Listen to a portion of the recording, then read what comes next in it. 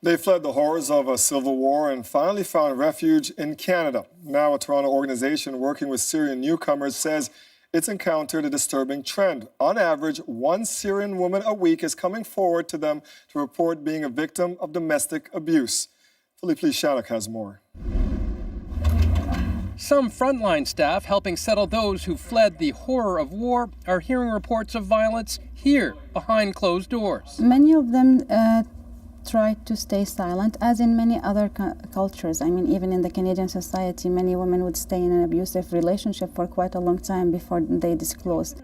Confiding in someone about abuse when you don't know the language and fear the repercussions is difficult for some, but among newly arrived Syrian refugees, this settlement center is hearing of, on average, one report a week.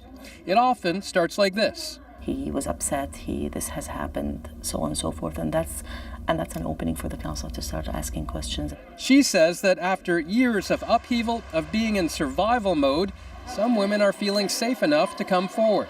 And with a large wave arriving all at once, that and not cultural stereotypes could explain why there are so many reports. Statistically, in a short period of time, 25,000 coming in, and the reality is not every Syrian is a Muslim.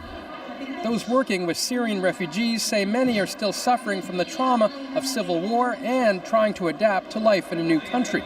That trauma of migration can trigger spousal violence, and fearing deportation back to the country they've just fled may force some women to stay quiet. Overcoming community pressure and stigma is hard enough, but many of those coming forward face significant challenges, legal and otherwise. Women in those situations are often completely dependent on the men in their lives. The government has set aside $1 billion to settle Syrian refugees, earmarked for health care, housing, and language classes. But community groups hope funding goes beyond settlement services for social issues, like helping families deal with and prevent abuse.